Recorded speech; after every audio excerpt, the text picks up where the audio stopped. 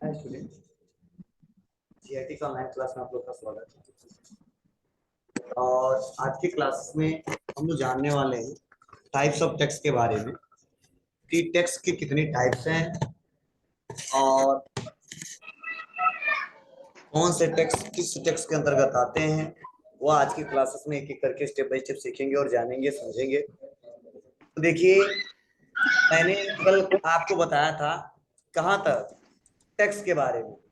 बोलिए, आज जो हम लोग पढ़ने वाले हैं वो पढ़ने वाले हैं टाइप्स ऑफ टेक्स्ट के बारे में। तो देखिए, टाइप्स ऑफ टेक्स्ट में दो टेक्स्ट बताए जा रहे हैं, एक डायरेक्ट टेक्स्ट और दूसरा इनडायरेक्ट टेक्स्ट। दूसरा इनडायरेक्ट टेक्स्ट। तो चलिए इसको हम लोग एक एक करके स्टेप बाय स्टेप समझते हैं, जिससे बेटर तरीके से हमको समझ में आएगा। तो अगर कोई कहता सर इनडायरेक्ट टेक्स्ट किसे कहते हैं, तो इसको एक डायग्राम के सहारे समझते हैं। तो सबसे पहले मैं बता दूं टेक्स्ट कैसे गवर्नमेंट के पास जाता है। तो एक बिजनेसमैन, एक बिजनेस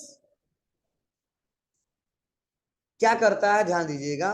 फॉर एग्जाम्पल कोई बड़ी सी कंपनी है। क्या है बाबू? कंपनी है।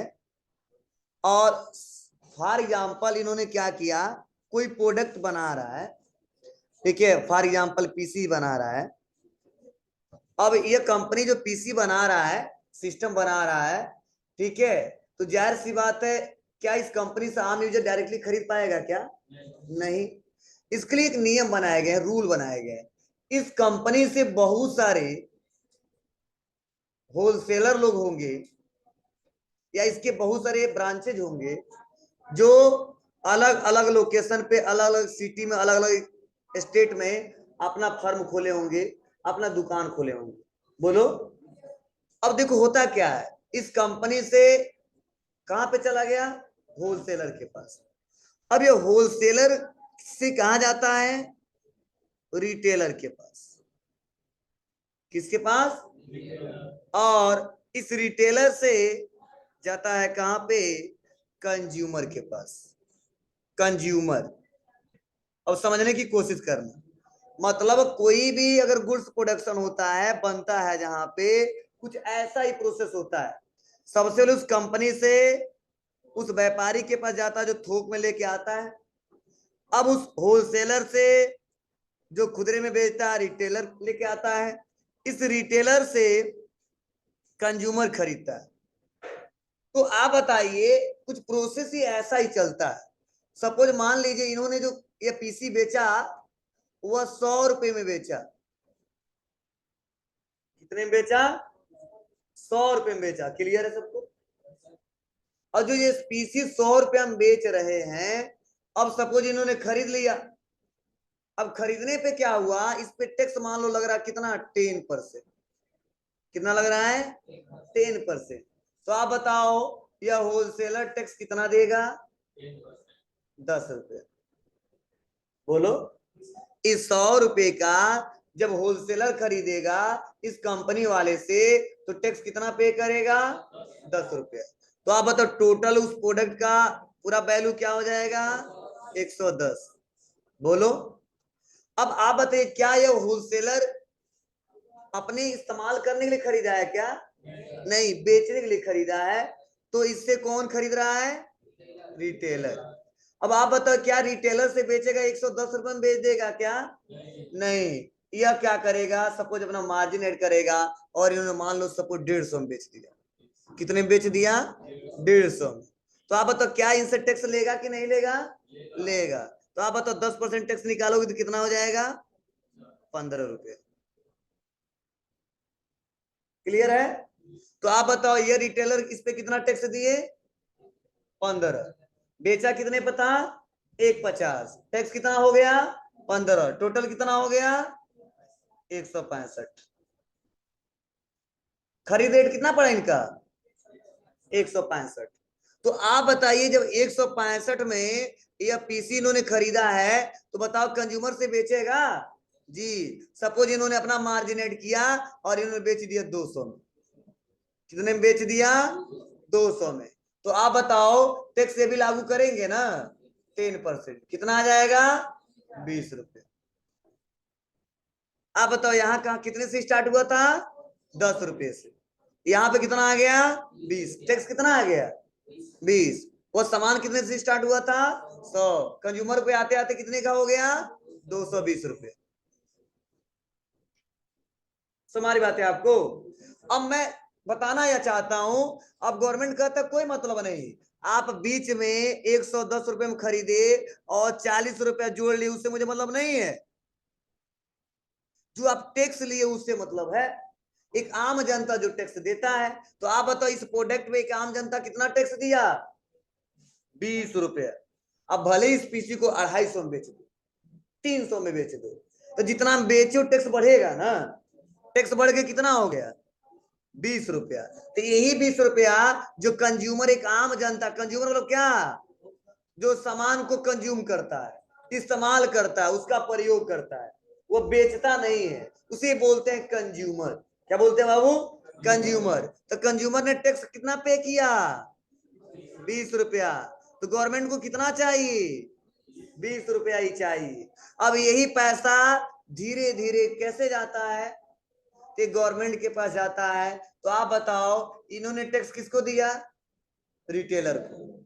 रिटेलर ने टैक्स किसको दिया, होलसेलर को। और होलसेलर ने टैक्स किसको दिया, कंपनी वाले को। तो आप बताओ क्या एक पर्सन से दूसरे पर्सन, दूसरे पर्सन से तीसरे पर्सन, और तीसरे पर्सन से चौथे पर्सन पे शिफ्ट हो रहा है कि नहीं हो रहा है, हो रहा है। तो अगर ऐसा टैक्स हो जो एक पर्सन से दूसरे पर्सन, दूसरे पर्सन से तीसरे पर्सन पे शिफ्ट हो, उसी टैक्स को बोलते इनडायरेक्ट टैक्स। पूरा कहानी इसी के लिए था, क्या समझे। ऐसा टैक्स जो एक पर्सन से दूसरे पर्सन पे शिफ्ट किया जा सके, उसे बोलते हैं कौन सा टैक्स है, इनडायरेक्ट टैक्स। क्या मतलब होता है इसका, बिना बताए ले लिया जाता। अच्छा, हम 20 रुपए देंगे तो नहीं ले पता चलेगा, नहीं पता चलता है। इस तरह खरीदो सामान, बिल मांगो, उसमें लिखा रहेगा। इस वजह से जीएसटी आया तब से बताएगा 5%। दवा कोई खरीदो मिलेगा बिल, वो पक्का बिल लो, कच्चा बिल नहीं। एक कच्चा बिल हो तो एक पक्का बिल होता है। तो कच्चा बिल काट के देंगे तो कहाँ लिखा रहेगा, पक्के बिल पे लो तो बना के देगा। तो जल्दी देते नहीं है सब, यहाँ के लोग कहेंगे नहीं दूसरी दुकान पे जाइए, क्यों चुराना पड़ता है उसको। ठीक है, आप कहोगे सर कैसे, ध्यान देना, यह बेचेगा 200 में और गवर्नमेंट को बता देगा 180 रुपए में बेचे, समझे। 200 में बेचे तो 20 रुपए टैक्स लिया ना, तो 20 रुपए तो यहाँ कमा लिया, और देखो 20 रुपए लिया तो 2 रुपए तो और चुरा लिया। इसलिए पक्का बिल नहीं देते हैं सर, कहते कच्चा बिल मतलब हमारे सामने दिखाएगा 200, एक रसीद काट के दे देगा। और जब गवर्नमेंट को देगा तो दिखाएगा 180 रुपया, तो गवर्नमेंट कहेगा 180 का 18 रुपया दे दो, बस खुश हो गए, समझे। इसलिए मैक्सिमम जो व्यापारी कच्चा बिल देते हैं, पक्का बिल नहीं देते हैं। नहीं, जो प्रोफेशनल तरीके से और बेटर तरीके से उसका व्यापार बड़ा होता है, डर ज्यादा रहता है कि भाई गवर्नमेंट ज्यादा छापा है मारता है, तो ज्यादातर कच्चा बिल जल्दी देता नहीं, पक्का बिल देता है। नहीं तो देखते हो ना आप लोग, जब चेकिंग आते हैं तो सब शटर बंद हो जाता है। देखिए रीजन क्या होता है, क्योंकि व्यापार चला रहे हैं, ना टैक्स दे रहे हैं, ना गवर्नमेंट के जानकारी में है, और उसका टर्नओवर बहुत ज्यादा है। तो ही गवर्नमेंट जांचिंग जब भेजता है तो जो 2-4 दिन 10 दिन 1 हफ्ता बंद। अभी हाल ही में आया था जीएसटी का जांच, 1-2 महीना पहले। देखिए सब लोग दुकानदार बंद कर, बड़े बड़े व्यापारी बंद किए थे सर, समझे ना। तो अब देखो, अब 20 रुपए जो टैक्स जाता था वह गवर्नमेंट के पास नहीं पहुंच पाता था। अब दिक्कत क्या होती थी, चलिए इस कहानी को भी समझा दो जिससे आपको क्लियर हो जाए।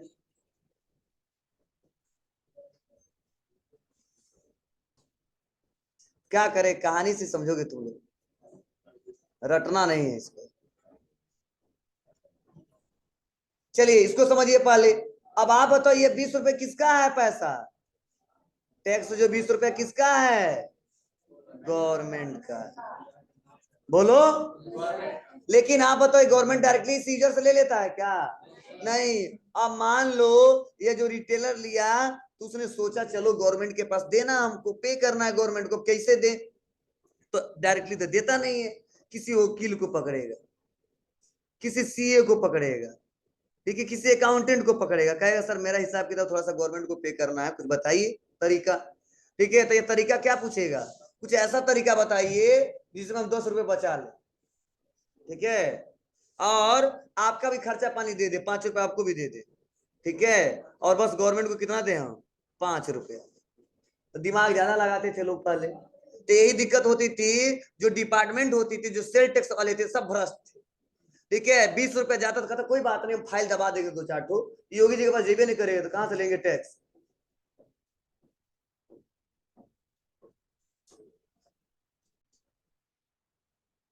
क्लियर बाबू, इतना पहले बोलो। तो दिक्कत क्या होती थी जी, मतलब कहता था वकील हम कुछ हम रखेंगे, सीए कहता कुछ हम रखेंगे, जो कर्मचारी रहता था वो कहता था कुछ हम रखेंगे।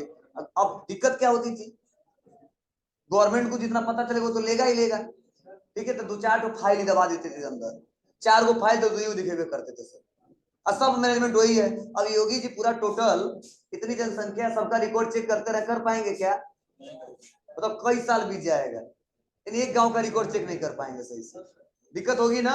ये सारे काम क्या होते थे पहले, बोलो, सारे काम जो पहले होते थे टैक्स पे करने का ऑफलाइन होता था, क्या होता था जी, ऑफलाइन। लेकिन गवर्नमेंट ने जब से जीएसटी लाया, सारा पैटर्न ही चेंज कर दिया, अब बोला कि सारा काम किस पे होगा, ऑनलाइन।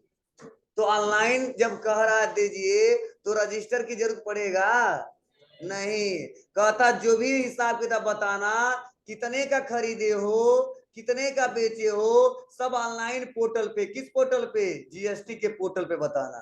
तो आप बताओ, क्या बीच में कोई वकील आएगा, कोई कर्मचारी आएगा, नहीं आएगा, ठीक है। तो इसीलिए अगर मान लो गवर्नमेंट देख रहा है कितना, 20 रुपया, तो कम से कम गवर्नमेंट के खाते में 18 रुपये तो जाएगा ही जाएगा। अब कोई 2 रुपया कहाँ होगा, तो ध्यान दो, इस 2 रुपया का बहुत चलाक होते हैं व्यापारी, मैंने बोला ना 180 रुपये दिखेबे करेगा, कोई हम ज्यादा फायदा नहीं उठाए थे। आप बताओ, सपोज मान लो एक कपड़ा खरीद के लाया 100 रुपया में, 2 व्यापारी है, वो कहेगा नहीं हम जल्दी जल्दी से बेचना है, तो 150 में बेच देगा, वो 170 में बेच देगा। अब गवर्नमेंट कहेगा नहीं, क्या आप 170 में बेचे हो, नहीं हमें इतना ही फायदा है, इतना में बेचे हैं, उसको उतना फायदा उतना बेचा है, तो 170 का टैक्स अलग हो जाएगा और 150 का टैक्स अलग हो जाएगा। अब गवर्नमेंट कहता है जितना बेचे वही दिखा दो, वही ले लूंगा मैं, तो लेकिन उतना ज्यादा कम नहीं कर सकते। हाँ 20 रुपए 50 रुपए कम कर लेगा, 2-4 रुपए और टैक्स बचा लेगा, तो आज भी चोरी है। पहले 20 में 5 रुपए गवर्नमेंट के पास जाता था, अब 20 में 18 रुपए जाता ही जाता है। तो इसीलिए देख रहे हो ना, 7-8 साल में कितने बड़े बड़े काम हो रहे हैं, पहले नहीं होता था। रीजन क्या था, सारे स्टेट के पास हर एक यूजर का टैक्स जाता है, और उसको राज्य सरकार, मतलब राज्य सरकार को केंद्र सरकार पर निर्भर नहीं रहना पड़ता था, किसके लिए, टैक्स रेवेन्यू के लिए। मतलब अब पहले होता क्या था, मैन्युफैक्चरर होते थे, सेंट्रल गवर्नमेंट मतलब उस पे टैक्स लेता था, जो सर्विस प्रोवाइडर होते थे उसमें सेंट्रल गवर्नमेंट लेता था। तो आप बताओ, ज्यादा से ज्यादा पैसा तो सेंट्रल गवर्नमेंट के खाते में जाता था। अब कोई फंड होता था, वो फंड के लिए अप्लाई करते थे पीएम के पास, उस फंड में सर मुझे कुछ पैसा दीजिए, काम करना है, तो पार्टी अच्छा है, मान लो यहाँ योगी जी वहां मोदी जी है, तो फंड तुरंत जारी हो जाएगा।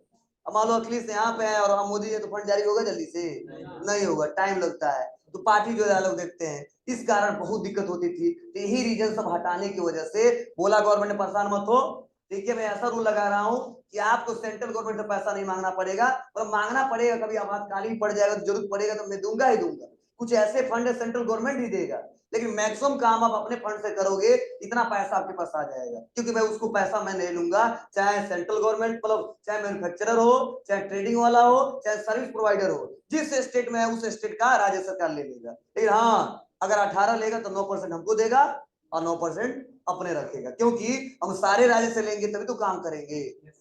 बोलिए, तो गवर्नमेंट ने रूल बनाया कि परेशान मत होना, पहले मनमानी होती तो मनमानी नहीं होगी, चाहे कोई व्यापारी हो, चाहे मैन्युफैक्चरर हो, चाहे ट्रेडर्स हो, और चाहे सर्विस प्रोवाइडर हो, कोई व्यापारी हो, सब टैक्स लेना, लेकिन ध्यान देना आधा हिस्सा मेरा रहेगा उसमें। पहले फुल कंट्रोल था, अब आधा रहेगा। 18 लिए तो 9 मेरे खाते में आना चाहिए, 9 आपके खाते में जाना चाहिए। अगर 12 रुपए लिए तो 6 आपके में जाना चाहिए, 6 मेरे में आना चाहिए। ये रूल है कब से, जब से जीएसटी लागू है तब से। इसीलिए जब जीएसटी लागू हुआ था तो बड़े बड़े व्यापारी कंपनी मतलब क्या करते थे, शिकायत करते थे, धरना प्रदर्शन में उतरे थे कि पैसा कमाएंगे कम, हम जैसे कमाते ही कमाते थे, टैक्स ज्यादा चोरी करते। बोलो क्या कर रही है, कुछ पूरे पर 10% कॉपी में टैक्स है ये नहीं, बताओ। मतलब अगर लगे तो हाँ, तो जैसे एक कॉपी में भी टैक्स नहीं देना पड़ता है। जितना पैसे का खरीदेंगे ना, कॉपी के हिसाब नहीं होता है, पैसा का हिसाब होता है। 10 को खरीदे तो 100 रुपया हो जाएगा, 10-10 रुपए का है तो 10% टैक्स लगेगा, 10 रुपया हो जाएगा। हाँ, जितना अमाउंट है उस पर पूरा वो टैक्स रहेगा। लेकिन अलग अलग सेक्टर है उसका। कपड़ा खरीदो तो 12%, अगर सीमेंट खरीदो तो 28%, मोबाइल का रिचार्ज करे तो 18%। ठीक है, सबका अलग अलग है। मोबाइल रिचार्ज कराते हो ना 18%, 249 का रिचार्ज करा तो समझो 49-50 रुपए उन्हें लेता है गवर्नमेंट। पेट्रोल पे वैट है, जीएसटी नहीं है। जीएसटी अलग है, वैट अलग है। उस पे एक समान नहीं, हर स्टेट में अलग अलग है। इसीलिए देखते हो मुंबई में मिलता है 110 रुपए में, यहाँ मिलेगा 96 रुपए में, कहीं मिलेगा 120 रुपए में। वैट सबका अलग अलग है, जीएसटी सबका। ठीक है, मतलब गुड्स एंड सर्विस पे लागू होता है। वो जो आयल है, जो तेल ओल है, उस पर अलग अलग प्रोसेस है। गवर्नमेंट चाह रहा है उसको भी ला दूं, मतलब यह गवर्नमेंट चाह रहा है, हर गवर्नमेंट नहीं चाहेगा, तो पहले कमाई ज्यादा होता था। ठीक है, तो यही गवर्नमेंट लाया। ठीक है, तो बेनिफिट बहुत ज्यादा है, फायदा है। हाँ, दोनों सरकार को जाएगा। हाँ, क्या क्लियर है सबको? मतलब पूरा पूरा खिचड़ी समझ में आया? चलिए इसको पढ़ लेते क्या लिखा गया है।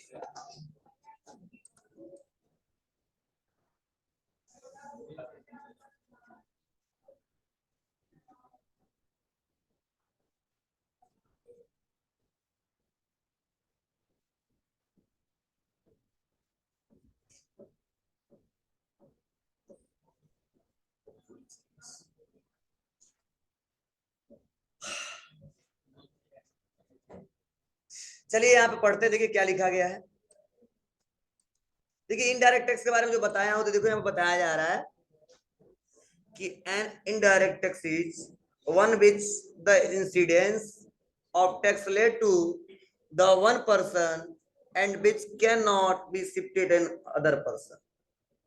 मतलब क्या है, जो इनडायरेक्ट टैक्स एक ऐसा घटना है, एक ऐसा लाइबिलिटीज है, ठीक है, जो एक पर्सन से दूसरे पर्सन पे क्या किया जाता है, शिफ्ट किया जाता है। कैन नॉट बोल दिया, नहीं, कैन शिफ्ट किया जा सकता है।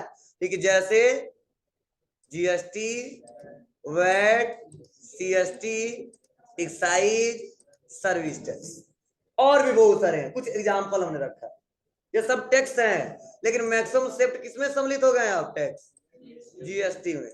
मतलब अगर कोई पूछता है तो बता सकते हो, इनडायरेक्ट टैक्स एक ऐसा टैक्स है जो एक पर्सन से दूसरे पर्सन पे शिफ्ट किया जा सकता है, जैसे GST, VAT, CST, excise, etc, बहुत सारे। समझे? आपको सर जीएसटी कहाँ लागू होता है, वैट कहाँ लागू होता है, सीएसटी कहाँ लागू होता है, तो बहुत जन को चर्चा नहीं करना है। ध्यान देना, इसमें जो भी क्वेश्चन आएंगे कहीं काम करेंगे, किससे रिलेटेड करेंगे, जीएसटी से रिलेटेड। नहीं तो पूरा टैक्स पढ़ते रह जाएंगे, लाइफ खराब हो जाएगा हमारा, मतलब बर्बाद हो जाएगा, एक भी रुपया कमाएंगे नहीं, पढ़ते रह जाएंगे। ठीक है, तो आगे मैं पढ़ाऊंगा, जीएसटी से रिलेटेड सारा टॉपिक है, लेकिन कौन कहाँ पर लागू होता तो ये पढ़ा दूंगा मैं आपको। फिर उसके बारे में डिटेल में हम लोग नहीं जाएंगे। ठीक है ना, कई साल पढ़ेंगे, खत्म नहीं होने वाला, अलग प्रोसेस है। क्लियर है सबको? कोई दिक्कत नहीं है ना? बोलो। चलिए डायरेक्ट के बारे में समझिए, तो डायरेक्ट टैक्स क्या होता है, ये तो इनडायरेक्ट बताएं। डायरेक्ट का मतलब, अगर गवर्नमेंट जो है, ये गवर्नमेंट डायरेक्टली उस पर्सन, उस बिजनेसमैन से डायरेक्टली टैक्स कलेक्ट करता है। किस पे करता है, उसके इनकम पे। क्या करता है जी, इनकम, इसी बोलते इनकम टैक्स। नाम सुने हो? कई लोग इनकम छुपाते तो वही रेट पड़ता है, अब बहुत ज्यादा पैसा आता है। मतलब ये किस पे लगता है, मान लो मैं व्यापार कोई किया हूं या कहीं कमा रहा हूं, अब मेरा इनकम इतना है कि साल का 12 लाख रुपया हो जा रहा है, तो गवर्नमेंट कहता है इसके लिए मैं अलग रूल बना के रखा हूं, और आपको कौन सा टैक्स देना होगा, इनकम टैक्स। इसमें नया स्लेब आया है, देखे हो आप लोग, नया स्लेब। मतलब अगर 7 लाख रुपए तक इनकम रहेगा तो आपको 1% टैक्स नहीं देना है, उससे ज्यादा रहेगा सालाना तो आपको टैक्स देना पड़ेगा, उसके लिए अलग अलग चार्ट बनाया गया। मतलब साल भर हम कमा रहे हैं, अगर 7 लाख रुपए तक कमा रहे हैं तो 1% टैक्स गवर्नमेंट को नहीं देना है, लेकिन 7 लाख से ज्यादा हो गया इनकम तो हमको गवर्नमेंट को टैक्स देना पड़ेगा। तो इसी में कई सारे लोग 10-10, 20-20 लाख कमाते हैं, वही दिखाते नहीं है, वही पकड़े जाते हैं। कोई भी हो, वो व्यापारी हो या व्यापारी न हो, अगर है सब पे लगेगा, इनकम सब पे लगेगा। अब बताओ मैं कमाता हूं तो मुझ पे लगेगा ना जी, कि मैं कहूंगा नहीं अब बाबू नहीं रमेश देंगे, रमेश नहीं सुरेश देंगे, ऐसा है क्या? वो कहेगा आपका इनकम आप दो, गवर्नमेंट की नजर में हम आ जाएंगे। ये कहेगा नहीं आप दो, इसीलिए ध्यान देना इसी पर्सन से लिया जाएगा। तो यही कहा गया कि डायरेक्ट टैक्स ऐसा टैक्स है जिस पर्सन पे लगाया जाता है उसी पर्सन से वसूला जाता है, ठीक है ना। अब इसमें कई सारा आ सकता है, इनकम टैक्स, आरटीओ टैक्स, नाम सुने हो? अरे यार आरटीओ नाम नहीं सुने हो? चलो आप बताओ